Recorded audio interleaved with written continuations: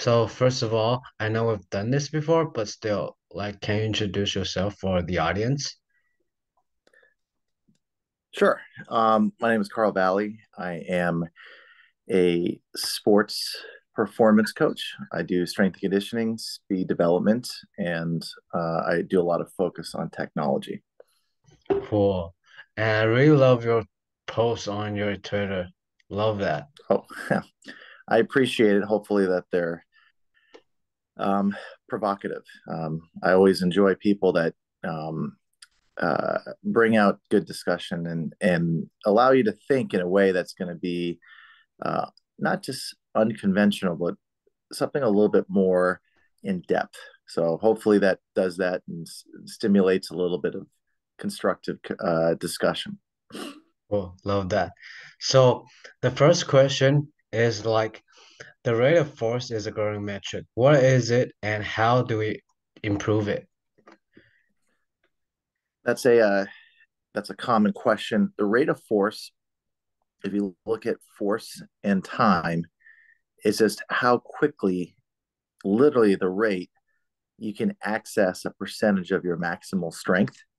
Usually, rate of force is early in initiating um, events such as maybe a jump or a ground contact. Now, when we're looking at those time frames, we're dealing with milliseconds. A ground contact time in a sprint could be as little as 100 milliseconds or less. A jump tends to be a lot longer, and lifts tend to be close to about half a second to a second. So when we're looking at ground contact times, sometimes they're a tenth of what we see uh, in lifting. So when we're looking at rate of force, there's the balance.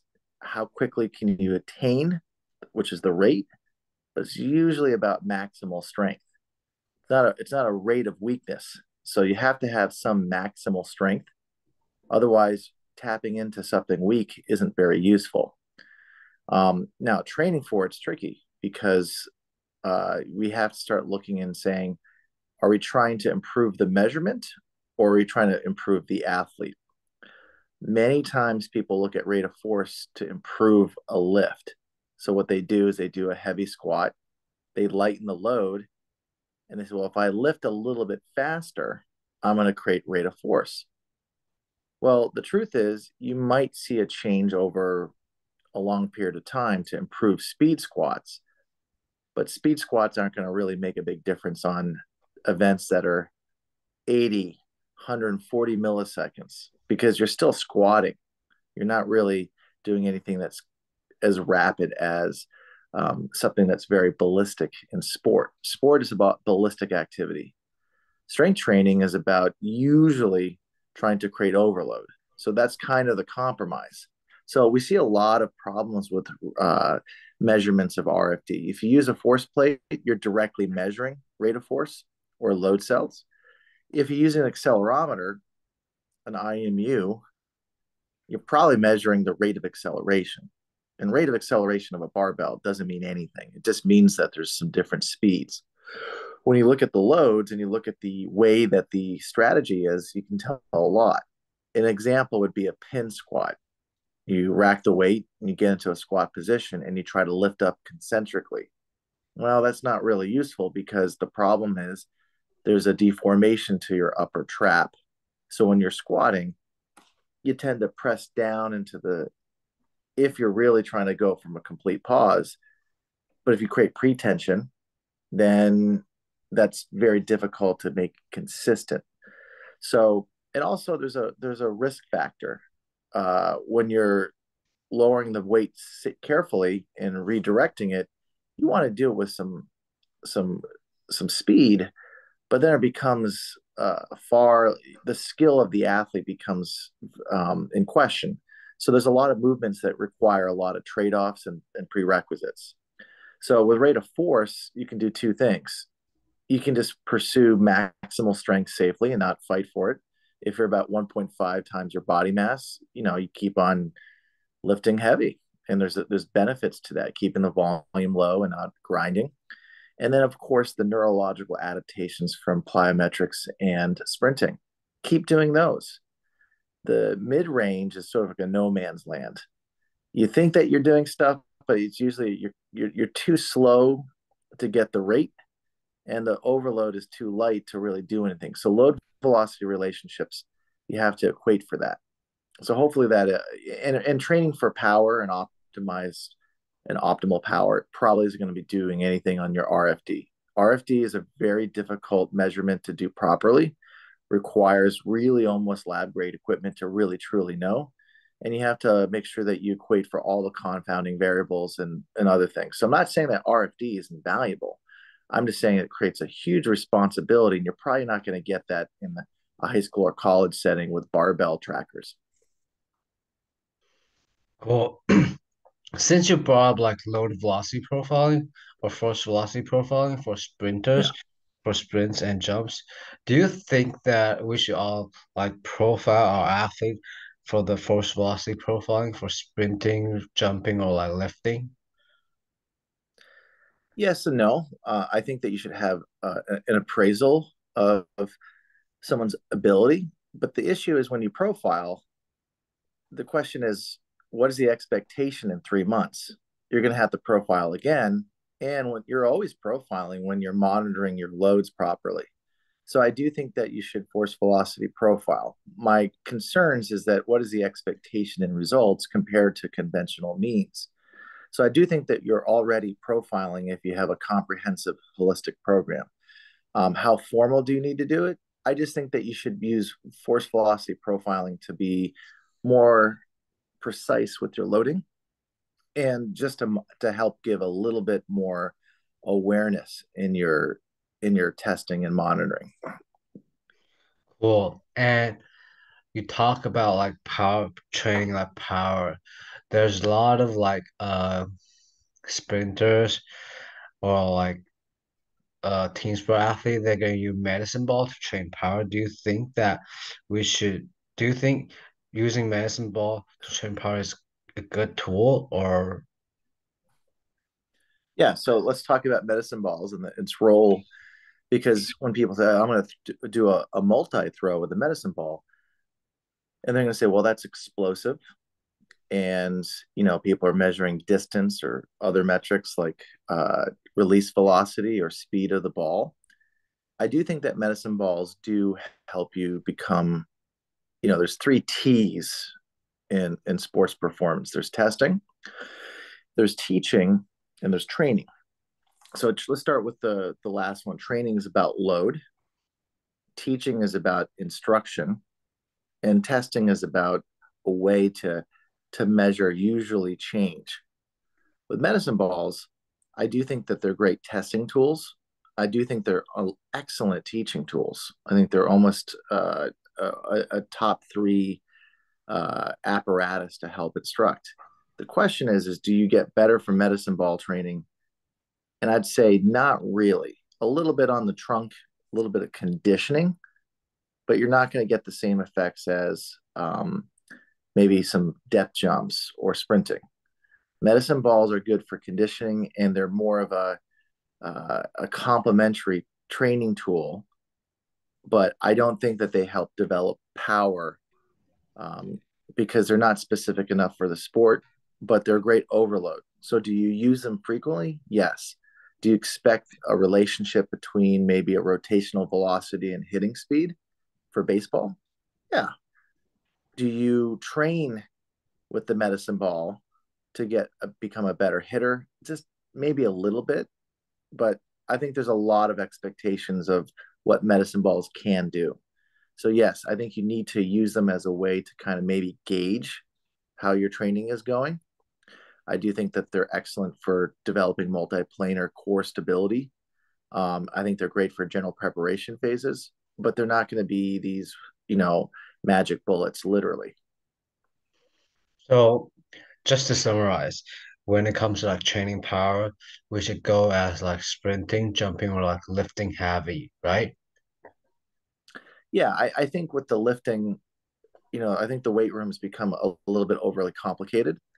So if you look at what's the most important, is probably the numbers on the plates, not the numbers on a VBT tool or whatever, because I think that a lot of times you might have to compromise safety and execution of the technique to get a better measurement of velocity-based training. I think that training heavy recklessly without a patient approach, I think that you could cause injuries. You can create overtraining. I do think that training heavy has its consequences, but if you do it right, it's a very positive tool. I just think that strength training, getting stronger, while it sounds boring, you have to probably put about 60 to 80% of your efforts into getting the ability to have more contractile force. There is a point where some elites will get to a ceiling where they don't have to do much; they already have it. So maybe they have less density, less volume, and they just touch a weight a couple times, maybe 6 to 8 times a month, and they can basically keep the adaptations. But you have to get there first. So, gonna ask a stupid question. So, when it comes to like strong enough, how strong do you think is strong enough for like sprinters? Yeah, so I don't look. I do respect the strength to weight ratios that you see. Um, I do think that the conventional 1.5 to 2 times your body weight on a squat is, while it's a big range, I think it's perfectly safe to say you can probably do pretty well with that. Now, upper body as well. You're probably about 1.5 to 2 times your body mass on your bench press. The reason I like those numbers is because it's relative. We need to have some sort of simple way to kind of gauge it. What I think a better way to add more specifics than just adding a range is also looking at the depth of the motion of the squat. I looked at that squat assessment that they did in that Norwegian study from like 20 years ago. It was a 90-degree squat. Well, if you look at most squats, people usually squat to their given range of motion based upon their pelvic architecture. So you might have someone go ass to grass, and you might have someone go maybe close to 90, depending on their hip. So I think that you have to make sure that you really know what the load is based upon the range of motion, because you got to equate for the work being done. And are you testing that and then you're training a different way? So I do think that's important. I do like also body weight relationships more with the Olympic lifts. So I love people to snatch more than their body mass, maybe a little bit more. If they're about 85 to 90% of their body mass, I still think that's very valuable, provided that the barbell velocity uh, is over 2 on the snatch. I don't like when people get a better load and then the velocity goes down. So I tend to have about, I don't know, 5-10% more velocity on the lifts than typical competitions, because I just don't like people missing. And I also like to make sure I don't overtrain and fatigue people. So you have to be very careful on, if you're looking at ratios, just add some details so that you protect yourself. So I think those are fair numbers in the weight room. Those tend to fall into place if you're doing things well on the plyos and sprinting. A good program, the lifting kind of guides itself. When you try to chase a number, it backfires. So I've never had a problem with maximal strength with sprinting. Um, but you can't just say, well, hey, if I sprint, I'm going to have great peak force. If that was the case, anyone that ran fast would be far more stronger than the people in rugby and in American football, because they're sprinting so fast. If they're 10% faster, should they be 10% stronger? No, you tend not to see that. So, like Usain Bolt, fastest man ever, doesn't have the world record in the squat. So, this whole idea of like, oh, just sprint fast and magic happens. Well, if that's the case and you're sprinting and not lifting, prove it. Get underneath the bar. Let's see these 500 and 600-pound squats at these high schools. You're not going to see that. It will make an impact. I'm not saying that their neuromuscular adaptations in sprinting don't carry over to other activities. It's just that these myths and stories make things easy to say, but very difficult to get precise thresholds. Love that. And I'm glad that you brought up like velocity-based training. So there's a lot of like discussion going on for velocity-based training. What do you think are the best ways to use velocity-based training as a measurement and no matter as in weight room or anything else? Okay. So currently now the velocity-based training tools are IMUs. So let's make sure we know the difference between the LPTs and the IMUs. There are some things in motion capture. Um, I haven't seen anything like the Perch product. It's very similar to Elite Form. It's nice. It's just really expensive for the data that it's collecting. I understand that colleges have to recruit and you need to get people to get the wow factor, and that is a business element to it. But if you're an individual looking for just training, use the measurements that matter. So IMUs, I say velocity based training. It's barbell tracking. Barbell tracking should include motion. When you fail to include the motion and technique, you're really just deciding that you're going to go chase numbers. And when you're a slave to a number, I really don't like that. I like appraising the execution of the event and looking at velocities and looking at distances, looking at the motions. So, velocity based training should be about looking at the velocity in context of the motion. When you remove the motion component, you have basically half a product. So, there are two products. There's actually more, but there's two main products that do that. The old VMAX Pro is now like eNote or something like that. And that's a quality product that has some good reliability. There is the conventional GymAware that uses an LPT, and it gets you not only the bar path, but the velocities. There is a trade-off. I do know that I, for some reason, feel that an LPT, it's connected. I myself prefer an LPT over an IMU. I like to use IMU for passive tracking. I like to do LPTs for testing. You can use a mixed environment. But the issue with velocity-based training is that people are really don't know what they're doing with velocities. They think, well, if I hit a certain velocity, certain things are happening. Without the load, it's just these are fictitious zones. Second is understanding that the certain activities have certain rhythms. A good example is a power clean. If you're chasing early rate of force, well, it's good that that you're looking at the liftoff, but a lot of times there's some great information that's occurring past the 250 millisecond mark. So rate of force is usually early, but peak rate of force could be later. So you want to see the whole entire lift. So little slices of information should be more about a composite. Best practices, I'll give you the easiest thing. How much is enough, right? To control volume, especially during later in the championship peaking areas or later in the season. So what you're trying to do is create a stimulus without the baggage. If you grind too much and you go slow too often, you're going to get residual fatigue without the positive adaptation. So that's one.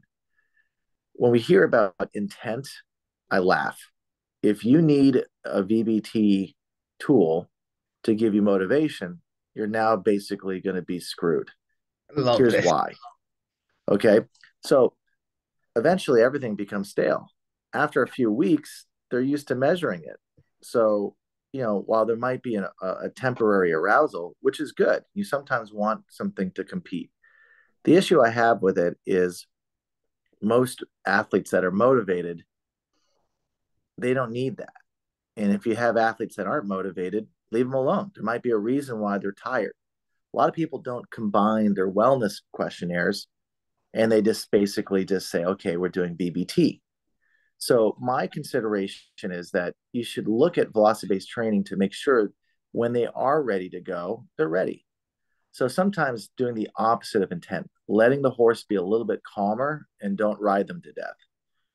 Uh, I also think that with velocity-based training tools, that people need to see it more as a way to ensure that the program's working versus the acute effects. Yeah, you can get a PR, but if you are trying to PR a lot, you're going to get tired that way. So don't be victim of the success, because intent is not as important as instruct. You're a coach, you should be teaching. And I just find that people get into VBT too early. And you see a lot of generations of these VBT athletes where they're not really skilled lifters. They look jerky, they look awkward. They don't have control, ironically. They just know one speed, which is just move the bar as fast as you can. You can do amazing things and you can get world record holders and medalists without barbell tracking. So you should make sure that barbell tracking is giving you the results, not just the social media hype. I love this. I totally agree with the like certain lifting or certain movement has like certain rhythm. And a lot of coaches using velocity-based training just post on Facebook or Instagram.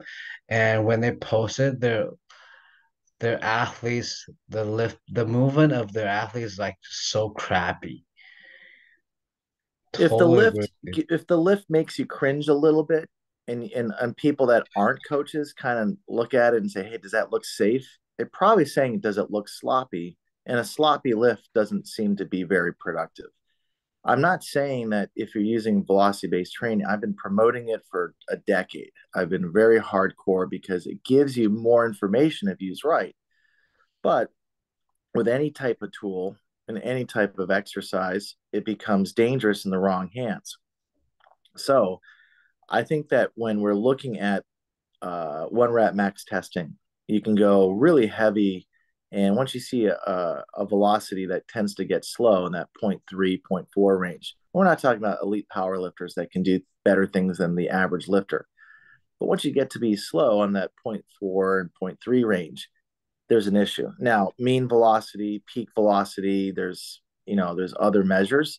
There's mean propulsive velocities. I like just peak velocities and for the Olympic lifts and mean velocities for uh, um, the structural lifts. And the reason is that yeah, there is the flaw of averages. So when you're dealing with mean concentric, you need to make sure that you're looking at the velocities of the eccentric activity. So you should be looking at all of the lift and not just mean and peak, but you can look at some of the acceleration patterns. So I think just having the whole lift be kind of mapped out and traced with the acceleration of the whole entire lift is the future. Oh, I love this. Love this. So besides like velocity-based training or like besides like uh rate of force development, is there like a certain like metric or how exactly do you monitor your athlete? Is it getting better or not? So obviously, competition is the ultimate test. Even practice, you have some great training, no guarantee. Some people do really well in practice. Some people do okay in practice and then find a way to bring it. So I've been very cautious because I've had a group of athletes, and the guy that tested the worst out of the group always ran the fastest, but he improved. And that's the point, is that you want to improve relative to yourself. Are you making gains and are you not forcing it? A lot of times people can get great training sessions, but then they just become a competitive trainer, right? You're not trying to win the counter movement Olympics. You're trying to become better jumping in sport. So I like to use the classic sports science tests, the stuff from the UK, those books and courses. To me, feels it's nice and wonderfully dry. There's no esoteric stuff. So the UK Strength and Conditioning Association does a nice job. The NSCA does a great job too. I'm not discounting the domestic stuff. My point is that you want to test um, infrequently, and you want to embed testing training frequently. So here's an example. A counter movement jump with force plates, I might do 4 times a year. 4 times with counter movement jumps with force plates. If you do that for 4 years, you've done 16 jumps. So around the 10th jump, what information are you getting if someone can dunk a basketball, right? So for me, I'm concerned about the whole chasing, the force analysis on a vertical jump, because that's still not what people do in sport. Now, should you do it? Should you look at symmetries? You should do that. Yes, quarterly screening reveals good information and you can ward off problems. But you don't get better at jumping from doing a counter movement jumping on a force plate. So when you're investing time, I just don't have that luxury. Usually you're dealing with maybe 8 training sessions up to 12 in the off season. Sometimes a lot more if you have an athlete that's a little bit more committed. So it's not that I don't have access to the tools. I have great tools, but I just really don't feel like it's a good use of time. So I like to measure training. So rebound jumps with a weight vest in the same load and the same body composition, you're probably going to see some good information because it's more elastic, and now rate of the reactive strength index. So there's a kind of a fear that, hey, this test doesn't equate for much. True. Without understanding and praising the exact information, which is the height of the jump, RSI, you could be tap dancing. So when I look at RSI, I look at trying to get the highest height and to get that RSI value. And then what are you trying to do? Get higher and go shorter on the ground, and good stuff happens when you can do that. If there's no resultant, if there's no performance measure from the measure, like jumping higher from an RSI is productive. Jumping differently might not. So you can get a better RSI, but if you're not jumping higher, to me, you might be the same athlete, but just different measurements. So a lot of times people can test better and get a better RSI value because they're a little bit stiffer, but they don't gather enough force to pop up. So you got to be really careful about teasing out RSIs. And that's why I use the Scandinavian rebound jump test to really make sure I get the maximal height. And then from the maximal height, I like to look at that RSI, and eventually that should trend where you might improve just the height, maybe a couple of centimeters, but the ground contact times severely decrease as you become a little bit more reactive. So those are great measures. Simple ones like standing broad jump, behind the back medicine ball throw. You can use tape measure in a smartphone. Simple timing, easy with what we have for technology. And there's no guarantee that if you're faster, you're going to play faster. But I'd rather have that ability, because not only being faster is a benefit, but also running faster might get you better technique. So you're a little bit more cleaner on your running, and you're a little bit more, your running economy might improve. So those are some things that I look at for measures. Not a lot of them. If your training's going well and all the stuff is improving, you're probably going to get better. And if your attendance in the training room and your compromises aren't there, meaning you don't have a lot of aches and pains and minor injuries, you're probably going to give your athlete the best opportunity to perform. Cool. Just want to clarify. So all those like people are talking about like RSI reactive strength index, you're more tend to look at, are they jumping higher at the same time? Is they able to like uh decrease the ground contact time when they jump Yes. higher? Yeah. Great. So I like rebound jumps because you can go incremental. There is a skill and a familiarization effect with the RSI. I do think that bouncing up and down is a great thing for training. I think you should do it a couple times a week. Okay. So, but I also want to make sure that you're doing something with it. You're not just bouncing stationary. That's not very useful. What you're trying to do is use the previous height to get a ground reaction to get higher back on the next jump. There's a point where you can't jump higher, and you just tease out that information. So I feel that's very valuable. if you can't get higher, you can't use the height of the previous jump. So that it's almost like doing a RSI off boxes incrementally. I just don't like jumping off boxes. I find that somehow something doesn't look good. It takes a while. And, for me, I like a surface. I want maximal efforts. I don't want too much targeting. Not to say that you can't do it. I do think that a good athlete, if you do enough training, you should be using different heights. I think that's a very good approach. So I know people that do it really well. In my situation, if they're a non-track athlete, I have to do just rebound jumps with the surface that they're comfortable, usually a gym floor. Cool.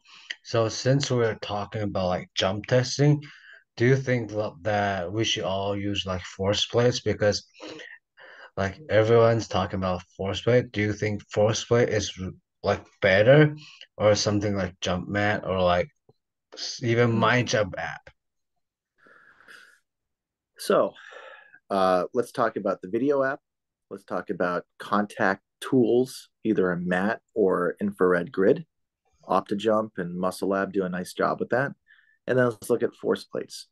If you want to get force and you want to see that timeline, you're going to have to get force plates. But the purpose of force plates is to see how you manage force. The irony is, many of the best or the biggest proponents, I don't say the best, are not focusing on force as a way to get better. So if you have an athlete like in basketball and they have jumper's knee and they're not lifting legs, but you're doing a lot of jumps on the force plate, you're a fool. Because the issue is that you want to use the information from the force analysis to prescribe force training. I see a lot of people that are trying to get people to get motivated to jump so they can do, programming, readiness, all this other stuff. The willpower to jump maximally in a long season is low. Why bother? Now, some people say that they can tease out that they're going to be consistently giving an 85% effort. Well, I need to see that in person because I don't believe it. I've been in some situations where I've seen athletes say, I'm not jumping today. Well, what do you do then? So I do think that force plates are really important for both research and really carving up the details of someone's abilities to produce force. But you got to make sure you know how to appraise it. If you're just trying to monitor training, I do think that you can get a lot from a contact mat. The issue I have is that the people that understand contact mats, the athletes, game them.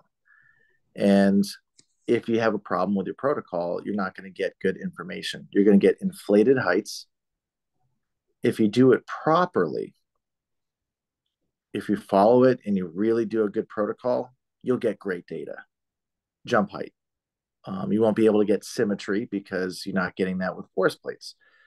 I do find that the surface, and I think that when you're dealing with force plates, I think that the athlete puts an honest effort, but I do think that psychologically sometimes they might just be holding back a little bit. When you're pushing off the ground, they tend to do that.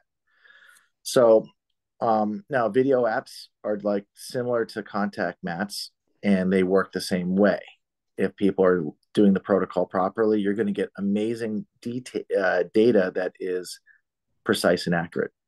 Because if you're doing it properly, you will get data that's going to be very, very good. The question is workflow. What do you pay for with the technology? You're not getting instant feedback. Eventually, you will with the machine learning and computer vision apps that are out there. So we're probably going to see more there where you're going to get almost immediate feedback, and you're also going to get joint angles. One of the things with force plates, you're getting just a line plot of someone's center of mass and vertical force down. Usually, if you have a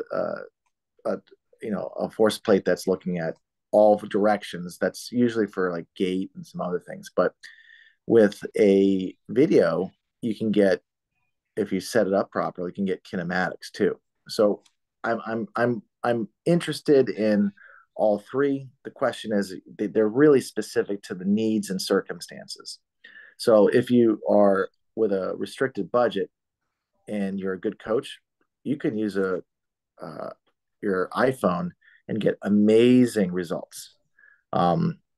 To say that, that if you don't have force plates, you're not going to be able to do a lot, that's bogus. I do think they're valuable with return to play more than for performance. I do think that force plates, bilateral force plates, you should have a pair, but you shouldn't be using them as frequent as, for example, an IMU.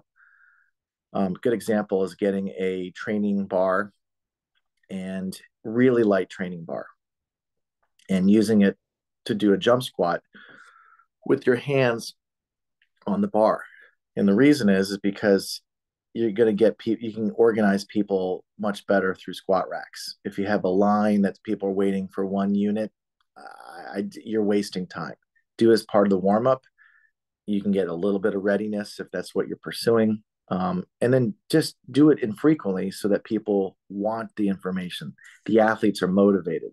If you test them all the time, they get disenfranchised. Okay. Love that. Love that. That's kind of like all the questions I have for today. So if Okay. there's like coaches, therapists are interested in what we're talking about today, where can they reach out to you? I think the easiest thing to do is to go to spikesonly.com, send me a message of what you're interested in, I can help. Keep in mind on the sports technology side that as a consultant, I can help with that information, but just make sure that anyone that's interested realizes that my consulting obviously is not free, and I'm also not with a company. So when you're not with a company, it makes it a lot easier. Now, even if you are with a company, this is what people should realize as a coach. That's good too. We want more coaches working and collaborating with sports technology more intimately, because I think it just testimonials and promotion isn't enough. Also, if you want to reach out to me you on social media, direct message me. Don't just send out a tweet, with questions, because it's not the best method. So appreciate your time as well, and looking forward to seeing what you do in the future. Appreciate it, man. All right.